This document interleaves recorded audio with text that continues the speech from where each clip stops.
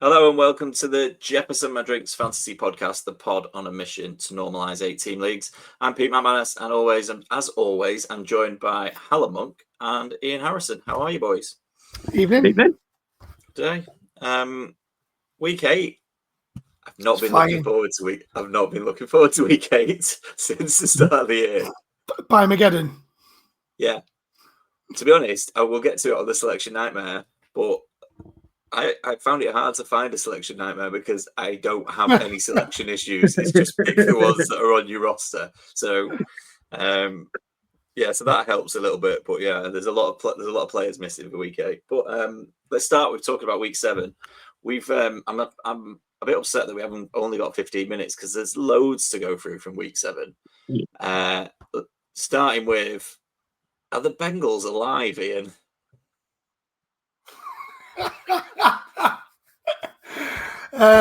Yeah. I know it seems like it was Thursday night. It seems like a long time ago now, but what a win. Nearly a week ago, and I said to you guys, I got very, very drunk watching that game. Passed out on a couch and woke up at 9:30 and had to watch it back just to make sure that I hadn't dreamt it. I didn't get up for it because I was like, that's not a game you get up for. That could be a bit grim. And then I was watching, and this always happens when I decide not to get up for a game, and then I watch it back in 40. I'm like, why didn't I get up for that? But then as you sort of kick that field goal, and there's, I don't know, about 8 seconds left on the clock, I'm like, I hope it finishes like this. So I obviously wanted you to win. I'd called it, and I was like, please don't. I'm like looking at how much time's left on the game in 40. It was like, please don't let there be any more action from it. So yeah, it was keep them moving. Yeah. Absolutely. 23 targets for Ja'Marr Chase, though. Incredible. I mean, if you've got Ja'Marr Chase in your fantasy team and you didn't win this week, you must have been playing against Devonta Smith. Which I wasn't going to bring this up now, but it does ease me into another point I was going to make about trades. And what I've learned today is that, you can put a time limit on trades. When you're in multiple leagues, I think you should put a time limit on trades. And I'm only flagging it because I think I've made a bit of a mistake. Well, I have made a bit of a mistake in that I put a trade out a couple of weeks ago that I wouldn't necessarily put out now. And it got accepted this morning because it was just sat there in their inbox and I'd forgotten all about it. And it involved me trading away Ja'Marr Chase. No. Can you not veto it for yourself now? No, it's one of them. It's like there's no veto. Automatic. It just processed this morning. I was like, oh, someone's done a trade. And then I looked at it. I was like, oh, it's me. Yeah. So to be honest, I'm not a fan of vetoing that because it's your own fault. Yeah. Oh no. And to be honest, it's not that far away. I'll tell you the trade, and it's not great. I've sent away Swift and Chase, and I've got back Metcalf and James Cook. Now, I need to get better at running back. It's not the worst trade in the world, and I've done so many trades where I feel like I've won it, and in 3 weeks' time, I feel like I've lost it. So I'm fully expecting that, it could be the other way around in a couple of weeks' time. And I'm 6-1 in that league, so I was like, I'm okay with it. But it did make me think I wouldn't have done that this morning, so I need to start putting time limits on my trades. Yeah. Oh yeah, absolutely. Yeah, what do you think is a reasonable time limit? A week. A couple of days? In season, a couple of days, I think. Yeah. Absolute maximum of a week, because if you're not checking it, you're not checking the trades, you're essentially like not there, are you? Like, just move on. So did you not send the trade and follow it up with a DM? Do you know what it was? He sent me a trade and I counted it. Oh, all right. And then, and then he sat on it for 3 weeks, and he's like, sat it for at least 2 weeks. This is going to be great in 3 weeks' time. Yeah, just waiting for Joe Flacco or Jameis Winston to arrive at the Bengals, and then go, oh yeah, I'll have some of that now. Yeah, now he's back. While we're just before, because there's loads to talk about, but while we're talking trades, H, do you remember Ian's done a trade in the JMD Dynasty League that I saw went through because I see everything? And do you remember there was a player towards the back end of last season that he was like, "I'm out on him. I'm never having him again." Can you remember that player? The definitely was. Is it Jordan Addison? It was indeed Jordan Addison. Yes. Would you like to guess at who Ian has traded for in Dynasty? Jordan Addison. Did he give up the Andre Swift for him as well? No, he's given up Rashad White. So, I mean, I don't have an issue with the trade as trade as such. That's not a bad trade. It just made I think that's a good trade. It made me laugh. It's a dynasty league, and as soon as Bucky Irving's back, Rashad White is back to riding the bench. I think that is an incredible piece of business.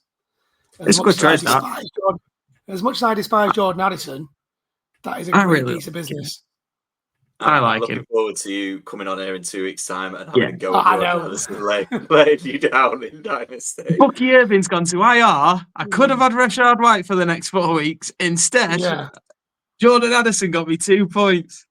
What I might do is I might then trade him away before I actually have to rely on playing him. That's probably it's probably worth doing that. Just keep trading him. Just keep trading him, buying him cheap, selling him when he has a big game. I was at the London game on Sunday. There's not really much to say about that. Other than another thriller. Other than the Rams were brilliant. I don't know what it was like live, but were the Jags just not good at all? No, I think the Rams were brilliant. Offensively, defensively, they were absolutely outstanding. That defense, I've said this many times now, but that defense is absolutely brilliant. There's not one player that you wouldn't take. Yeah, I don't have it felt a little bit like when I don't have an argument with that. It just felt a little bit like when the Rams had the ball, the Jags would get them into a situation where we're like, we're going to get you off the field, and then they went, "Oh, it's all right. We'll throw we'll do pass interference, or we'll do something so you can keep going." Do you know what was great about it? Wasn't he terrible this week, Kyren Williams? Absolutely, mate. Not for the Rams to score 5 touchdowns and Kyren not to get any of them while I'm in the stadium. So like Corum got one. I just about to say that.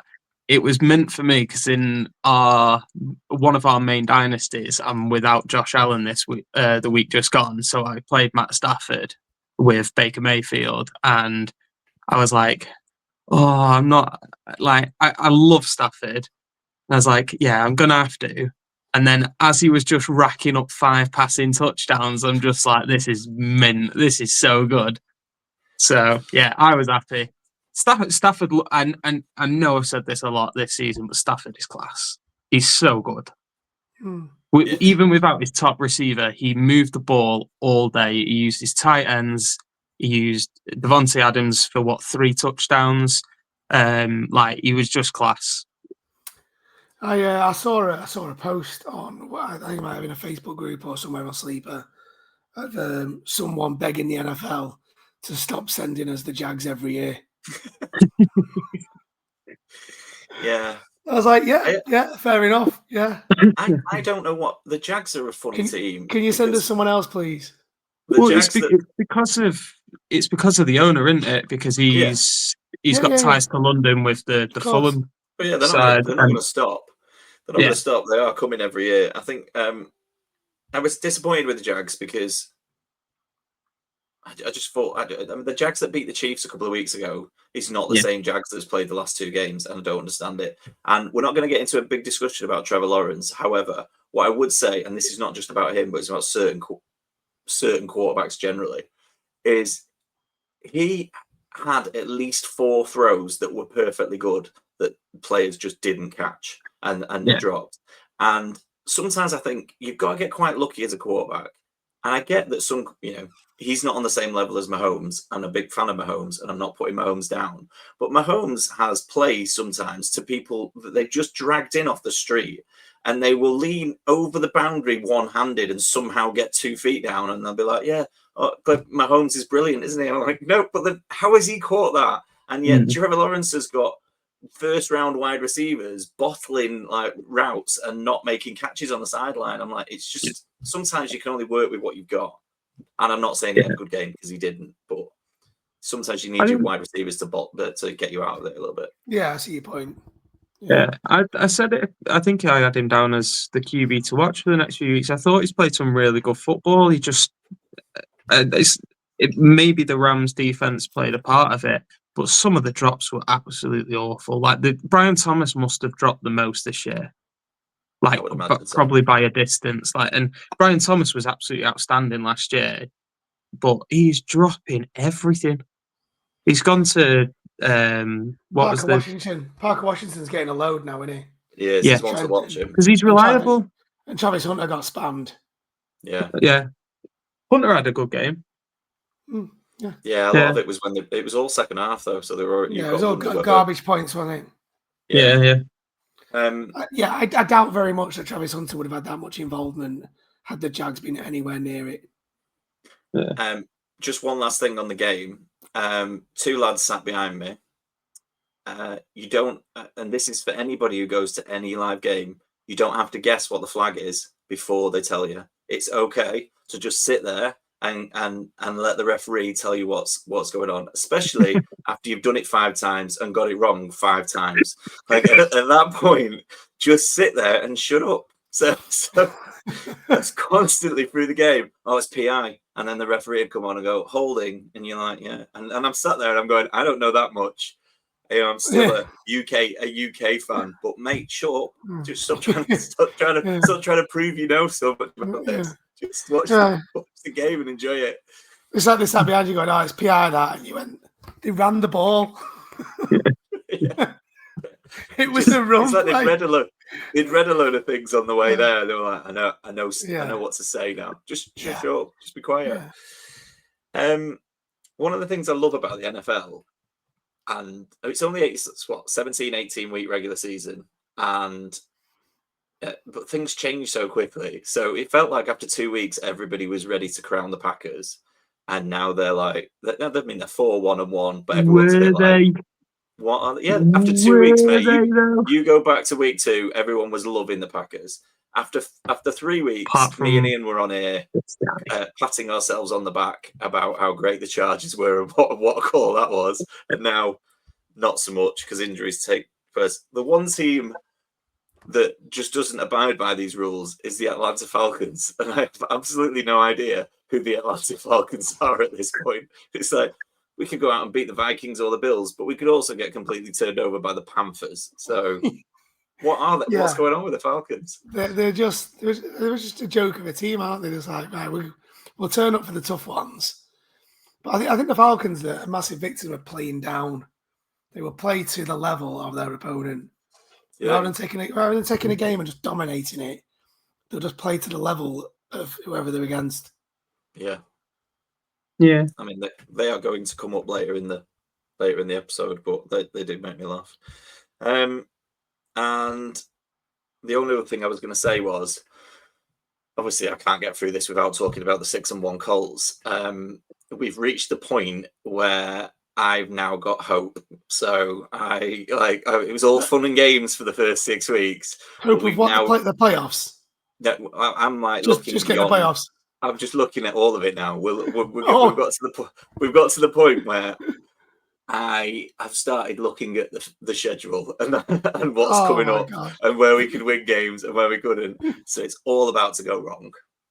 Yeah, that's fair enough. Because I came into it with no hope, and now Jonathan Taylor's ACL is at risk this week. Yeah, because people are looking at the fixtures. Jonathan Taylor MVP, who after I claimed it last week. H is there going Baker Mayfield, absolutely jinxed Baker Mayfield beyond belief. I know. Jonathan Taylor was like, I'll back P up and score another 3 touchdowns. Yeah, but it's going Mahomes' way now, isn't it? Yeah, he's on fire, isn't he? Yeah. He is on fire again. You can't look good. You can't deny that. Chiefs look quiet as well. I know you don't like the Chiefs, Ian, but I'm glad if they're going to be good again, or if they're going to win games again, at least they're winning and playing good football and throwing the ball around a little bit, as opposed to... It's not boring. Yeah, 100%. They're blowing the Raiders out, 31-0. And they're not winning games based on a referee's call. They're actually winning games comfortably. And it's not coming down to those judgment calls that we all hate. Yeah.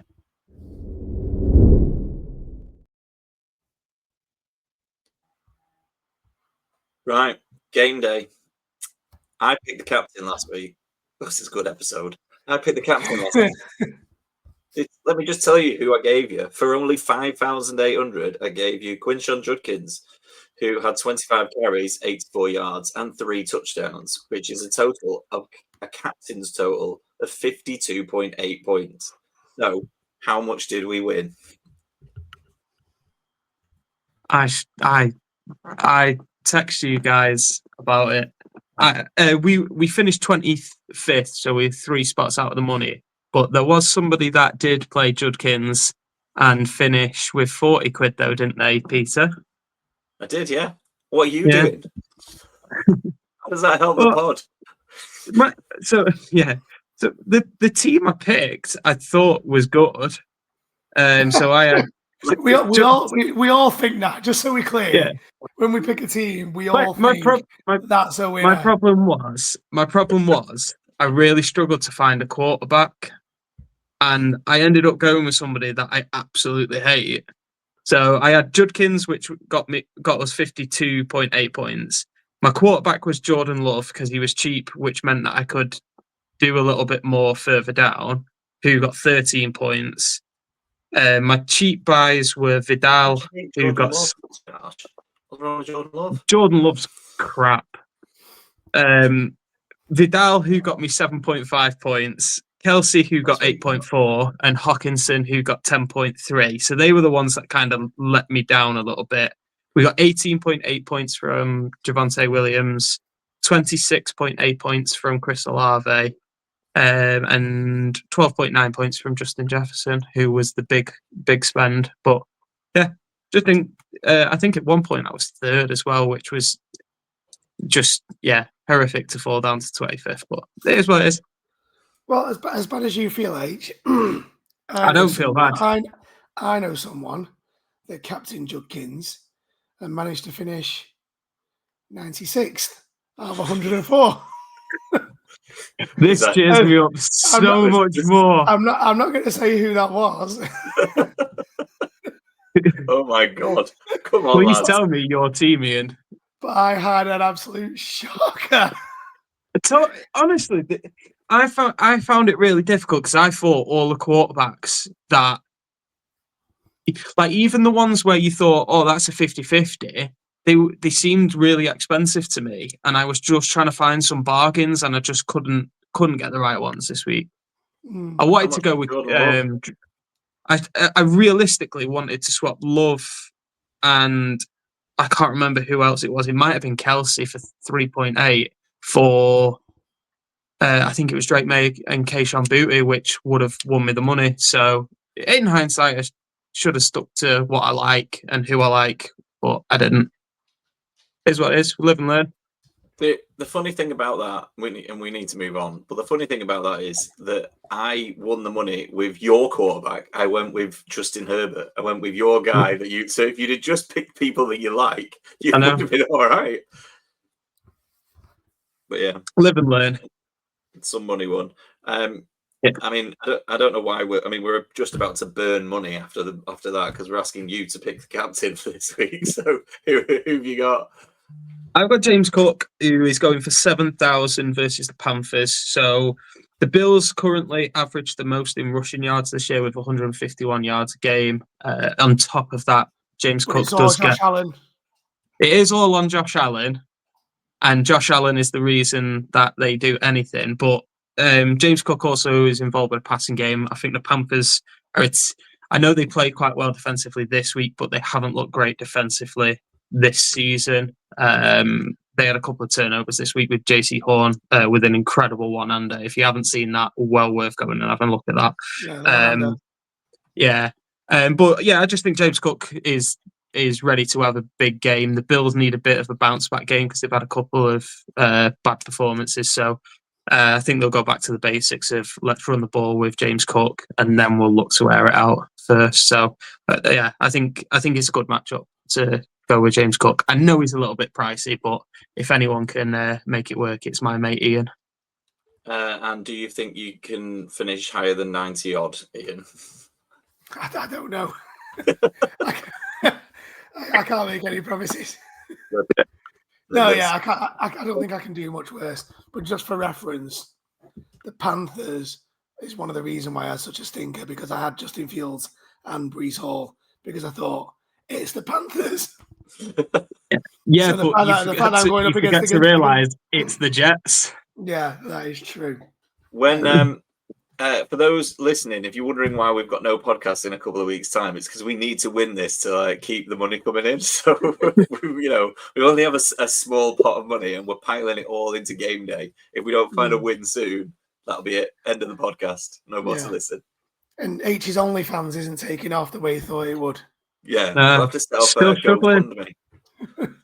However, if Just anyone wants to sign up to OnlyFans Dad Bods Are Us and just fire me a subscription, I'd appreciate it. I will pay not to be subscribed to that. How's that instead? Right, Selection Nightmares. Last week, Ian, yours was Michael Pittman, just under 21 points. Rashee Rice, just over 23 points. Or McLaurin, who didn't play. I think we told you to go with Rice. Either of those two would have been a good You did, and I was also told on the socials to go with Rice. So thank you. So you went with McLaurin and didn't get the point. Yeah, obviously. Yeah. It was good. To be fair, it was a big bounce. Oh, no, it's not even a bounce back game. It's a big game for Rashee Rice to step into. He played well, and we thought he was going to get spammed, and he did. So yeah, it was a good one, that one. Who have you got this week? So this week, let me get it up. This week, I am torn between the return of Lamar or Dak Prescott. What a nice problem to have. It is, it is a good problem to have. Yeah, so we got Dak versus the Broncos or Lamar versus the Bears. Dak's currently QB2. Last 4 weeks has gone 36, 36, 27, 28. Lamar's back from injury and a bye week, but he scored 33, 34, 32, and 11 points. But he did go off injured on that game. Go on, Pete. You go. I would stick with the hot hand and go with Prescott. I think it's a tough game, but Jackson Dart's just got in there and built up some points. And I was like, even if he gets with Dak, even if he gets picked off a couple of times, he's still going to come back out and throw it. And when you throw into Pickens, CeeDee Lamb, and Jake Ferguson, there's a good chance that you're going to score a couple of touchdowns. So I think it might not be his biggest week of the season, but Lamar would worry me coming off an injury. I know he's had the bye, but we don't know whether he was being rested and then not taking any chances going into the bye, or whether he really couldn't play. And I would want to see it on the field before I would throw him into a lineup. Okay. H. I agree, and I never thought I'd say that I'd pick Dak Prescott over Lamar Jackson, but I think the injury is the key thing here. I think the injury is the key factor. The one real, I guess, negative you could put forward for Dak is he's going up against the Broncos, who have allowed the least amount of red zone touchdowns this year with 37%, which is by far the best in the NFL. They've got an outstanding defense. The only thing I would say to that is when you've got Lamb and Pickens, you don't need to get into the red zone. Yeah, you throw it from the halfway line. Yeah, and to be fair, Dak is absolutely balling this year, and I didn't think he would. I'm one of his biggest critics, but he has been fantastic this year. He's been a great watch as well. Even when CD went down, he's still continued. So he's putting up points for fun. I would ride the hot hand too with Dak, which I'd never thought in my wildest dreams I'd say. Okay, fair enough, no problem. Cheers, guys. For those of you who missed that because it went a little bit blurry, H said that Dak is now in his wild dreams. So no, I didn't. I said I would never. It's not about you Dak dreaming about Dak. Dream. That's all we heard. It broke up a little bit. H, you last week you gave us the conundrum of Justin Fields and Cam Ward. Yeah, I think we were leaning Fields, which was completely the wrong decision. Well, I'll say completely. Neither of them were particularly good decisions, but depending on scoring format, Fields finished on about 4 and Cam Ward finished on about 11. Yeah, it wasn't great. I can't imagine. It was a terrible decision, but I can't imagine it cost you too much. I think I ended up going with Marvin Harrison. Oh yeah, because Marvin Harrison played. Yeah, that was your option, wasn't it? That was only if Marvin Harrison didn't play. Yeah, who did even worse than Cam Ward, so it didn't really help me much more either. Yeah, I know we're going off piece here, but I'm fairly convinced that Marvin Harrison Jr. only exists for PI penalties. I was going to. That's all he does. All he does is get PI. I was going to message you about this, H, but now we're on a broadcasted podcast. We might as well chat through it. How are you feeling about Marvin Harrison? What's your current? Because you were pretty high on him at the start of the season. Are you leaving that thought behind, or are you still pretty high on him? I am really struggling to play him. I'm not even really. I am massively struggling to play him. I think that I don't think Kyler Murray is the right quarterback for him. I think that is something that I think the Cardinals will address. That's all I need to know. I don't think that's going to be a worry.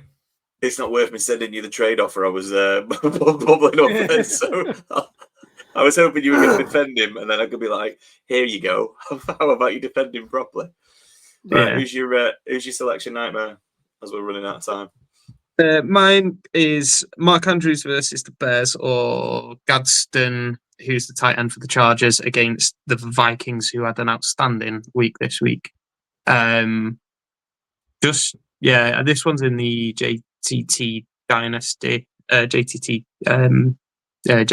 dynasty. But yeah, not really got great tight end options. Got a very quick summary for us.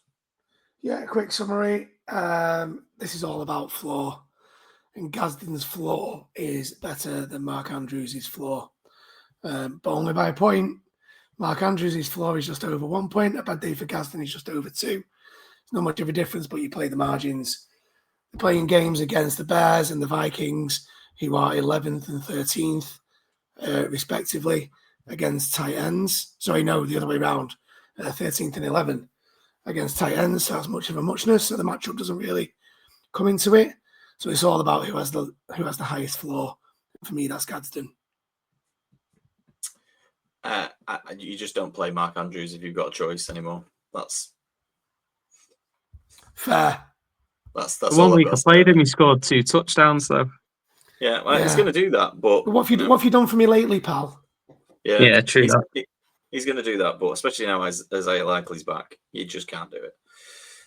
Right, mine last week was Cortland Sutton against Stephon Diggs. You told me to go with Sutton. I went with Sutton. Wasn't much in it, but Sutton was the right choice. 16.7 to Stephon Diggs' 13.9. So that's another one. It's another tick for the JMD podcast. This week I've got a wide receiver problem, and yes, my boy is back in the conversation. No, he's not. Do I go with Keenan Allen at home to the Vikings, who bounced back with 14 targets this last week? Or do I pivot to the Miami Dolphins' literally only weapon outside of Devon Achane, Jalen Waddle, at the Atlanta Falcons? No, just Keenan Allen. I'm not even going to debate this for you, Pete. It is the most... just Tua Tagovailoa just loves throwing it to the opposition defense. The Dolphins are terrible. I would rather have a share of Keenan Allen going with Quentin Johnson and Ladd McConkey over Jalen Waddle on his own. And Gadsden. Yeah, over Jalen Waddle on his own. There's a lot of mouths to feed there. Not a lot of mouths to feed in. Yeah. Keenan Allen's the target man as well. Like, he's getting loads of targets. I think Ladd McConkey had his highest targets this week, but Keenan Allen is getting peppered. Keenan Allen for me. Yeah, I'm gonna back H up there. Like, what Jalen Waddle's averaging over 3 points and 3 targets less per game than Keenan Allen. He's playing against the second best D against receivers against the Falcons, whereas Keenan Allen's playing against the 9th best D against receivers. So Keenan Allen's got a better matchup. But while we're talking about volume, we have to remember that Justin Herbert aired it out 55 times this week, which is the 3rd highest that he's ever aired it out in his career. So it's not going to be like that every week. So we also have to bear that in mind when we talk about Gadsden's volume too, because that's obviously going to come down a bit. But both matchups are difficult. Trust the volume, and you trust the consistency of Keenan Allen. And Tua plays a big part in that as well. Herbert's not going to throw the ball 50 odd times again because he's not playing the best team in the NFL every week, is he? So yeah. I think also with the Chargers, with the lack of run game, with Vidal this week, he really struggled this week. I think Keenan Allen is likely to, if he struggles again, they're going to wear it out again. Yeah, fair enough.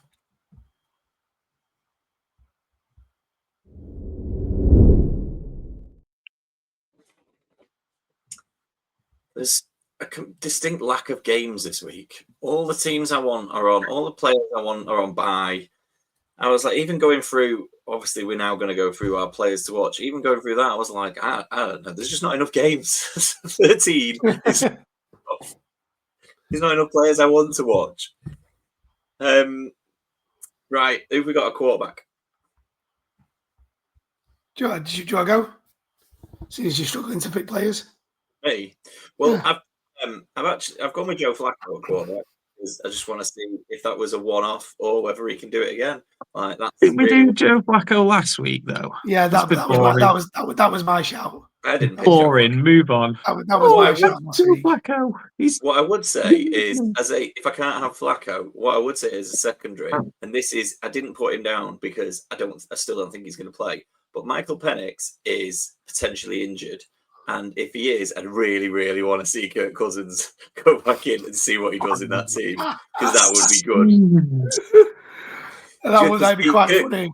Because Kirk Cousins has got one game left in him, I reckon, to come back out and just throw 5 touchdowns and then be like, there, stuff it and retire and just walk off. Do his how do you like that and retire in the press conference and then after throwing 5 touchdowns at home to the Dolphins? I love that idea. Yeah, it's the Dolphins, isn't it? Yeah. H, who you got a quarterback? I really struggle for quarterbacks, if I'm completely honest. But if anyone was stupid enough to drop Matt Stafford, pick him up, which this one here did, and managed to pick him back up this week, even though he's on a bye week. The point of this section is ones to watch. How are you going to watch it? Unless you've got some secret camera in his house. How are you going to watch him when he's on a bye week? Well, no, it's not just that week, though, is it? We've done them before where it's not been just that week to watch him. So if someone is foolish enough to drop Matt Stafford, pick him up. That's just a fact. H, we're in week 8. We have done this 7 times previously. This whole segment, like. I don't really think there's like any quarterbacks worth like. There's no one that's impressing me. Like, yeah, they don't have a look at. It's just someone that you are interested in keeping an eye on this week. I am Matt Stafford, just making sure he's healthy. Just watching Matt Stafford do his gardening through his ring. Yeah, LA police. The LA police are going to be on the phone to us, going, "Can you pass me over, Mr. Monk's details? He's been pestering." Just make sure he's all right. I'm going to give him a ring.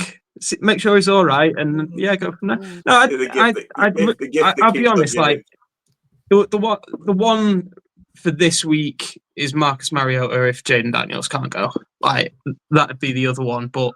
I think we've seen enough Mariota where we go, Chiefs are good. Yeah, I had a look at like a lot of the quarterback schedules, and there's not really anyone that's got a very easy schedule coming up of those sort of teams where you'd go, oh, maybe it's worth picking him up. So, yeah, that's why I went with that. If Mariota plays at Arrowhead on Monday, we are going to see that touchdown pass they threw to himself at least 3 times during that broadcast. They are gonna, that'll be. I would imagine that's the only time he's ever played at Arrowhead, and they'll just be like, "Do you remember this?" And then they'll go back to it again later in the game. Don't need. Was that the wild card or game? Something like or that. Divisional game, wasn't it? It was. Didn't they go to the AFC Championship that year? Possibly. Don't know. Possibly, yeah. Memory isn't that good. Ian, any quarterbacks on bye? Yeah, well, I really want to see how Joe Burrow's doing, if I'm honest. Yeah. Just check in on him. Give him a ring. There's nothing wrong See with if he's that. reordered Sure that he's all right. Batmobile. No, Yeah. I really want to watch Tua this week against the Falcons. He's been struggling as all year. Last week, 12 of 23, 100 yards, no TDs, 3 interceptions for minus 1.4 fantasy points. Is an absolute howler. This season, in 7 games, he's had 1 top 10 finish against the Panthers. With his QB9, he's had QB 17, 18, and 19 finishes consecutively. A QB 25 finish and two QB 30 or worse finishes. His performance this week put him as QB 34 in a week where only 30 teams played. That's which impressive. demonstrates just how bad it was. Okay, but the reason I want to see Tua is because the trade deadline. Trade deadline is next weekend, and I want to see, do the Dolphins pull him and give you as a shot to see what they've got? If they want to cut him or trade him away, or do they still play him and see if they can either increase his draft capital? It's the contract. Or just it's the same with Kirk Cousins. It's the exact same thing with Kirk Cousins. Be 99 million in dead cap. Yeah, they're not going to trade him, and I'll explain to you why in a moment. So you have to wait for that. Coming up, the reason why they're not going to trade the Tua.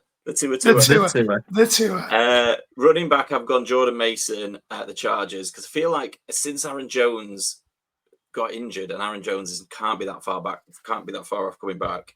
I feel like I expected a little bit more from Jordan Mason, but I feel like, to be fair to him, he had a game in Ireland, then he had a game in UK, then they were on bye.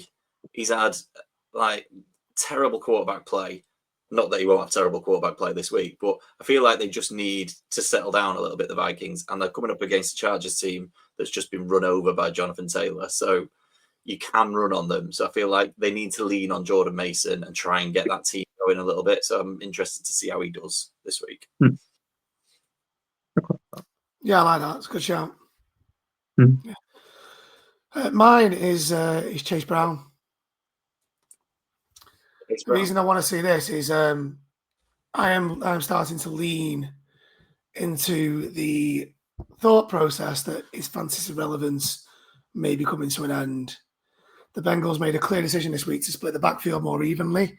They gave Brown 11 carries and P. Ryan 7 carries, which is a season high for him. Brown did snap off a couple of decent runs to make a case for reinstating that increased workload. But the fact that we won and P. Ryan's better pass protection skills with a more immobile quarterback will keep him more involved. But we are playing against the Jets this week, who may be without Garrett Wilson. We don't know who the quarterback's going to be. So I'm hoping it's a game where we can get a couple of scores up and run the ball a bit more. And we'll actually see where we're at in terms of how we view Chase Brown and where he sits above P. Ryan when we're given an opportunity to actually have games where we can run the ball. Okay. Like it. Blake Corum, yeah? While you're over there in LA, spying on Stafford. I was going to go with Kyron Williams, actually. No, I've gone. It's a little bit of a wild one. I've gone with Brashard Smith, who is the guy from the Chiefs. Who I know it was a blowout. He's actually playing this week. Yeah. So last week, I know it was involved with a blowout. But he had his highest snaps. He had his most amount of carries, which was 14. On top of that, he had 5 catches as well for 40-odd yards. He seems to be getting utilised a little bit more in Kansas. In blowouts. Well, no, because Kareem Hunt has got a high ankle sprain, so there's a chance that he may not make it, which means Pacheco is likely to going to be the first and second down back, which gives him more opportunities with third downs.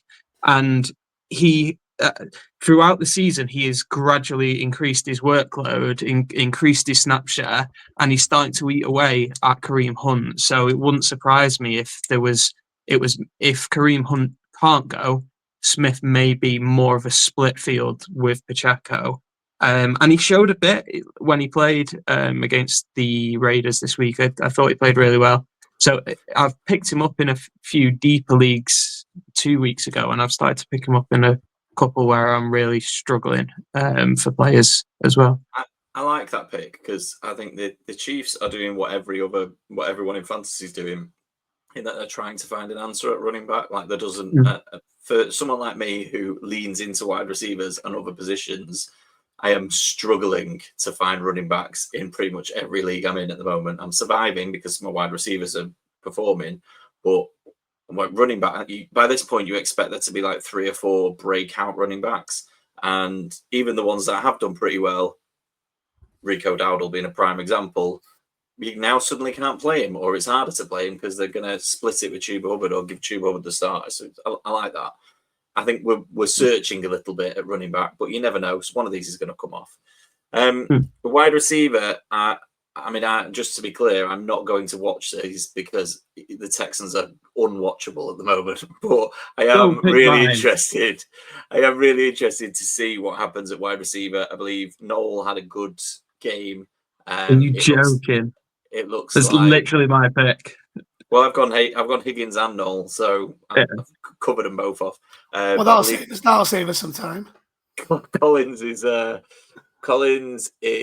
in concussion.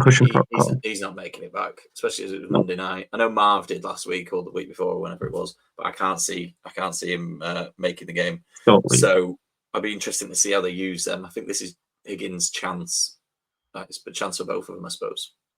I've gone the other way. I think Jalen Noel slightly. Jalen Noel had a really good game against the Seahawks. He had, I think it was by far his highest snap share. There's no Christian Kirk, so he's essentially got the slot to himself as well. I think they utilised him a little bit better. I know the offense still stank, but he was utilised a little bit better. If I remember right, he had 7 targets as well. So CJ's starting to trust him. He got a touchdown the week before and 70 yards this week. So I've gone Noel slightly over Higgins, but I do think it's going to be interesting, especially with Collins out. Ian, we're running out of time, so do you want to do yours quickly and then we'll run through the... Yeah, so my tight end this week, it's National Tight End Week, so all tight ends are definitely going to score. So I thought this week I'll pick a bit of a wild one. Okay, so with everyone nailed on to score, I thought I'd go with Jatavian Sanders, who is potentially set to benefit from a changing quarterback at Carolina, with Bryce Young being 100 and Andy Dalton confirmed as starter. But usually when a team has 2 running backs like Dowdle and Chuba, the expectation or the norm would be for them to take an extra run-heavy approach. But the Panthers are playing the Bills, so they could find themselves multiple scores down and chasing the game, which means that Dalton could be given a great opportunity to sling it round. Like it. Who did you go with last week?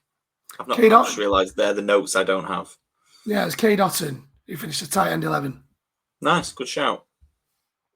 I like K. Dotton moving forward with Mike Evans out. Yeah.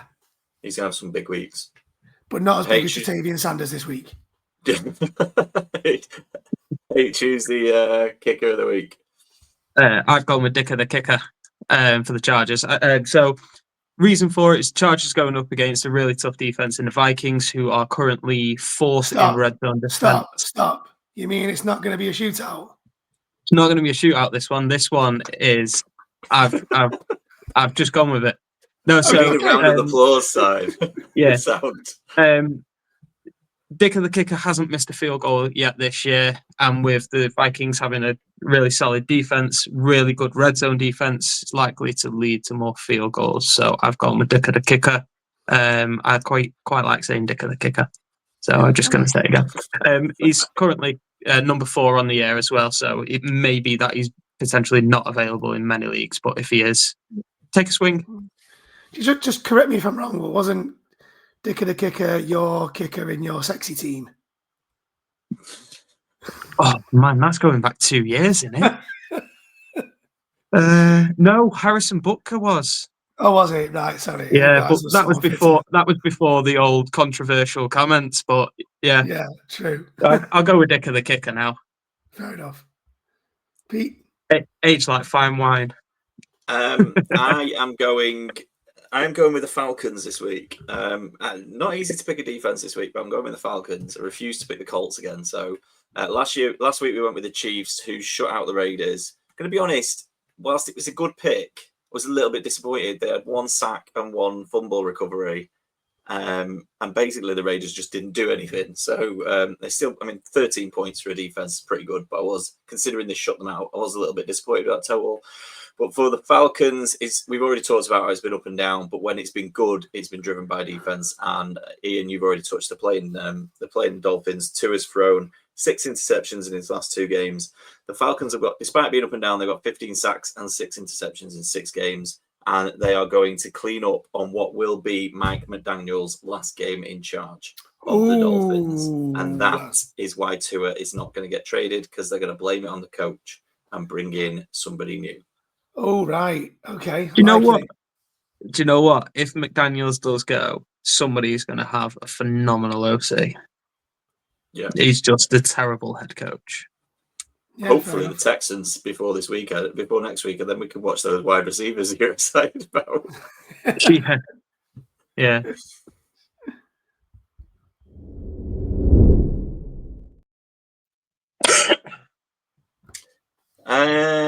Right. No UK game this week. Good. But the clocks go. So this is a bonus. So we don't have to start at 2, but we do get to start at 5, which means 5. Everything's earlier, which is great. Yes. Fantastic. Yes. Great work. So your annual reminder to make sure your lineups are done by 5 p.m. Yeah. Indeed. Right. First up, we've got Thursday Night Football, Vikings at Chargers. Chargers are 3-point favourite. I feel like we've already talked about this to some extent. Anything anybody wants to say about this game? I'm interested on the QB situation at the Vikings, whether they will actually go back to McCarthy or not. I think it's time, but I don't think they go back this week. Not this week. Yeah, I don't think it'll be this week. You're not going to bring him in on a short week, but Carson Wentz feels like he's had his time. He can maybe put a couple of games together, but at some point they've got to go back to McCarthy, haven't they? Yeah, they have. Like Carson Wentz, he's not working. It isn't working. Let's move on because there's not much to say there. 49ers at Texans. Do you want to have a guess at who's the favourites in this game? I think the Texans are favourites for this. I'm Texans fairly are sure. 1.5 points favourites. Yeah. I couldn't believe it. I don't know how, but you are. So, can you get your third win, H? No. The offense is disappearing so off into the future, mate. It's disappearing. Yeah. The offense is so bad. Like we've got 2 and 6 each back. Yeah. No, they are. It's just something not. They're not. I don't know. They're not even utilizing it. The plays are so easy to read. Like when we played really well against. Who did we beat the other week? I can't remember. But we used loads of the Ravens. Yeah, we used loads of RPOs. Just put people in the right positions, and then we just completely go away from it this week against the Seahawks. It just doesn't make sense to me. But yeah, no, I struggle to see us winning whilst the offense just isn't going. As good as the defense is, the offense isn't doing anything. And yeah, you need that. I couldn't agree more. And I would put a significant amount of money on the 49ers for that. Yeah. As underdogs. Defense is good. They can keep it low, but you need the offense to make a play. Nico Collins isn't in there. We've through 7 weeks, we've given up the least amount of points in the NFL. It's just, and we're 2-4 because we can't score any. How did the Woody Marks running the backfield experiment go this week? He got a fair light share. He caught a touchdown as well. It was a pretty even split, I think. I think it was something like maybe 48-48, and then there was 4% of Dare Ogunbowale. But yeah. I don't really understand why teams do that. Let's throw this other guy in. He's not even going to get the ball. We're just going to throw him in for a couple of snaps or one snap. 4% is probably, well, it's 2 snaps, isn't it? Yeah. Right, moving on. The Bengals host the Jets. Hang on, have I got that right? Is that the right way around? Yeah, hosting the Jets. Yeah, it's a Paycor. Yeah, hosting the Jets as 6.5 point favorite. Are you going to cover that? Yeah, comfy. I want to say yeah. I really do want to say yeah. Not even your defense can give the Jets a lot of points. You talk about the Texans giving up points. You know the Jets have given up only 26 points in the last 2 weeks and lost both of those games. So. I think the Texans have only given up, is it 80 points this season? Do you know what I was thinking about the Jets? I was thinking about Matt and our good friend, the Jets fan. And did you see that video of the lad coming out of the stadium? Oh, the one that was absolutely heartbroken. Yeah, and he was just like, bless him. His thoughts on the game, and this lad's, if you've not seen it, Ian, this lad's like, I just hate this team. Like, I was born into this, and I will always be a Jets fan, but I hate this team. And that's just like, yeah, that pretty much sums it up. Yeah. And this is possibly an off-season chat, but I think there's an argument that we should normalise having a second team in the NFL. And I think you should have to pick from the other conference. So if you're a Jets fan, you should have to pick an NFC team. And it's easy for me to say this because I wear different tops from different teams all the time, so I'm fully behind it. But I do think if you're stuck supporting an 0-7 Jets team, you should be able to pick an NFC team that's not playing the. Just right. I'm just gonna enjoy watching them this year. There's no over loyalty. I think I think everyone has a at least 1 or 2 soft spot teams though, don't we? Yeah, but we should normalize it, H. We should talk about it. Everyone should be all right with it. Should be like, oh, H, who's your second team? And you should be able to tell me, and I wouldn't judge you against it. Unless you said the Patriots, in which case I would judge you. Just like that. Well, no, mine's the Panthers. Always has been. Yeah. Mine's the Panthers. I've got a soft spot for the Chargers as well because I really like Chargers. Yeah, so. well, that's it. But Texans are the ones where I'm like, if you give me any team to win the Super Bowl, it would be the Texans. It's just I would like to see the Texans beat the Panthers in the Super Bowl, something like that. Yeah, you're not going to see that in the near future. Yeah, never in my lifetime am I going to see that. But yeah. Right, let's keep it moving. Later on, I don't know why we are playing at 9:25 or 8 or whatever time it'll be on Sunday. 6-1, mate. But the Titans are at the Colts. Your schedule is so easy. How Ian had you 1-16 with your schedule is beyond me. Excuse me, we're playing the Titans. We played the Titans twice every year, as you do. But that's where you're going to get your third win from. Yeah. This is no easier than when you played the Titans twice. No, yeah. I know, but they've played the Dolphins. They played. Who else? He played the Bengals Broncos. with Broncos, Rams. Yeah. Chargers. Yeah. No, you've not played them yet, though. Yeah, the teams that you have played so far. I've just said, whoa, back it up. You said the Chargers? You not played? Oh, you played the Chargers. Of course you did. We beat the Chargers. We beat the Broncos. We should have beat the Rams. So let's have it right. Peter's all in line. Don't mess with it. This is yeah. So I was looking, name the other ones though. The Dolphins, the Jets. I know you can only play what's in front of you, but the scheduling is ridiculous. So if we're talking about the Colts, our next 3 before the bye are Titans. We just talked about. We're at Steelers, and then we play the Falcons in Germany. So this is where I got carried away today. I was like, if we can get to 8-2, which basically means winning this weekend and then either beating the Steelers or the Falcons going into the bye, we then come out and we've got a couple of tough games, but we've still got to play the Texans twice and we've still got to play the Jags twice. So that's like, you've got to win 3 of those games. That's it. That gets you to 11. So I was like, from there on, 1 seed's not out of the question. Just put it out there. Fair enough. The road to the Super Bowl might well go through Lucas Oil, hence me getting too overexcited. Anyway, quick guessing before we move on. What do you think the line is? I'm assuming you know the Colts' favourites to beat the Titans. Where are you putting that line? Where do you think the bookies have put that line? 10. 13.5.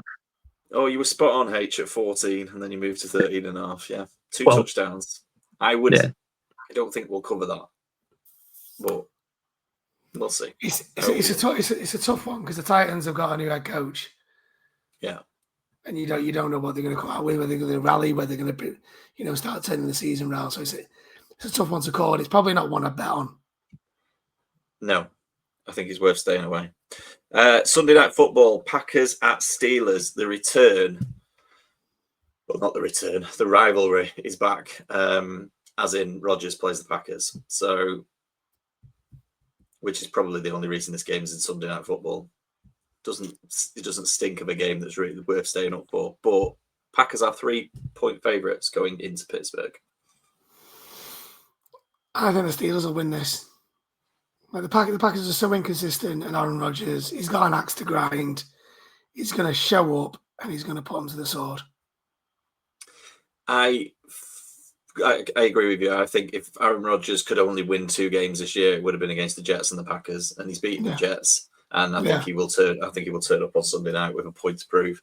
And they won't like the fact. They'll still be angry about losing to your lot. They've had a few extra days to prep, and I'm just not convinced by the Packers at the moment. I still think there's a good team in there. They're just not flowing. No. Anything to add, H?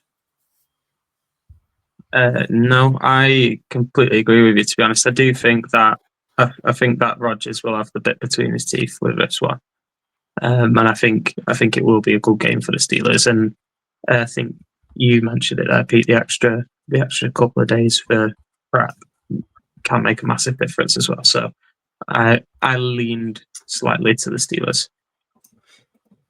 Last but not least, the Commanders at Chiefs. This line was at 10.5 points in the Chiefs' favour, which I thought was high, and I've just double checked it, and it's now moved to 12.5 points. So I don't know. Jaden Daniels has been ruled out. Daniels must have been ruled out. Confirmed out, right? Yeah, I don't know. I've not on my phone, but I'm assuming that's what's happened.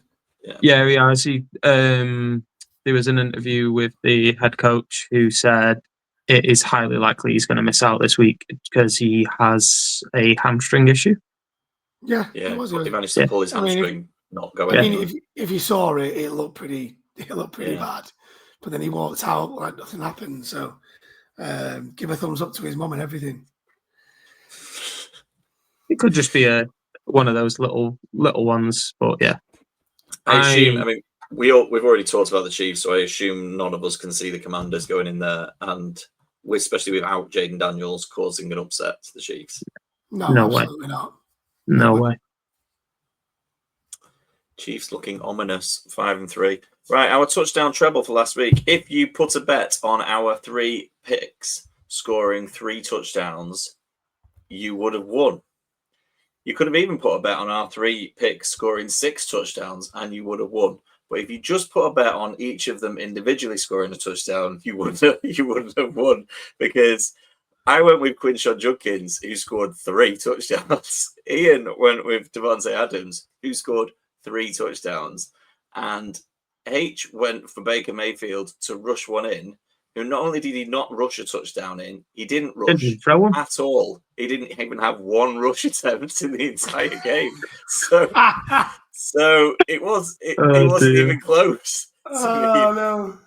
Oh, sorry, lads. The only reason I know that is I had a bet builder on Monday night, and I had like 5 legs to it. And the only thing that let me down was I had Baker Mayfield for over 15 rushing yards.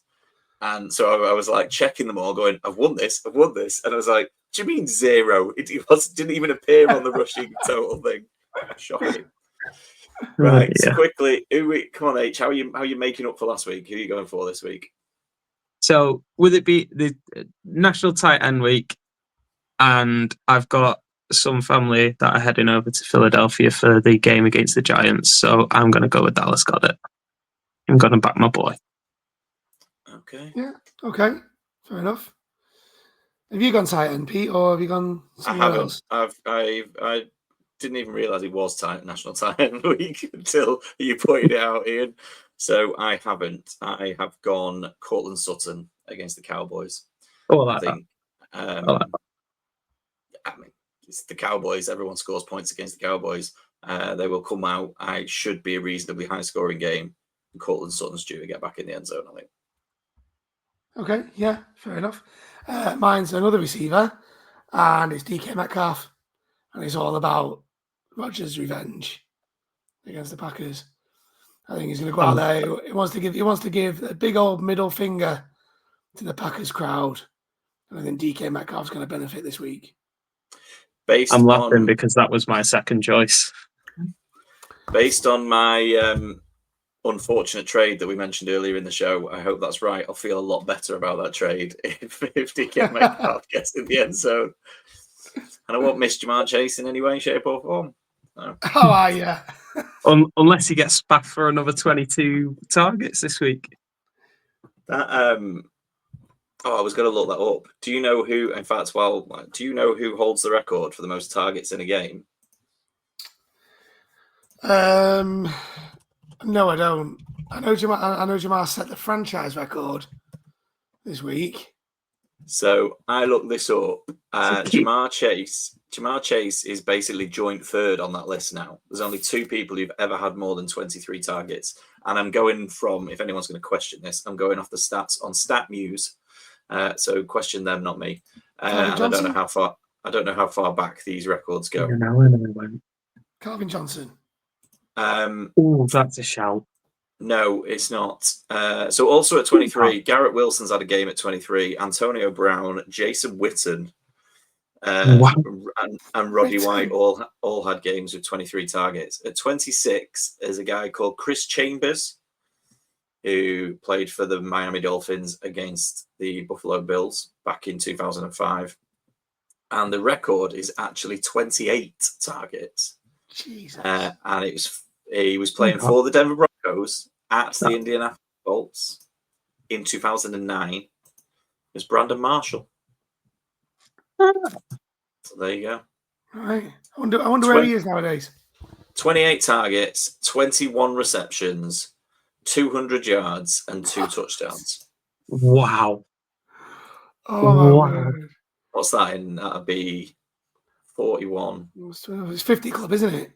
Plus 12 is 53 41 points. plus 2 touchdowns, so 53. Yeah. That's from really. Points. Wow. That's we're on really interesting facts. Did you see the one that came out about Derrick Henry? No. So in his 9th season with the NFL, he's still yet to beat his high school rushing yards. What total? Total yards. Apparently in high school, he got something ridiculous like 12,000 yards. Yeah, but when he was in high school, he was still built the way he's built right now. Yeah, probably. And he was just playing against kids. I've in the past, I can't remember, but I've seen those stats, and it made me think they were playing on a field that was longer than 100 yards. It's like, how many times has he run the entire length of the field in how many games to get to those numbers? They don't play loads of games in high school. There was a really cool interview with Nick Saban. I know I'm going off topic here, but Nick Saban was like, in his first few weeks, they went like, Derek, can you pass block? And he went, no, they normally just hand me the ball and tell me to run. So, and then that's Nick Saban obviously helped him with pass blocking. But yeah, Fair enough. I just thought we were throwing interesting facts out there. Throw that one out there. It's over for Derrick Henry, though, as predicted by somebody on this podcast at the beginning of the year. Right, thanks for listening and watching. As always, that was the Week 8 preview. We will be back next week to talk about everything that went wrong in the bye week that is, and look ahead to week 9.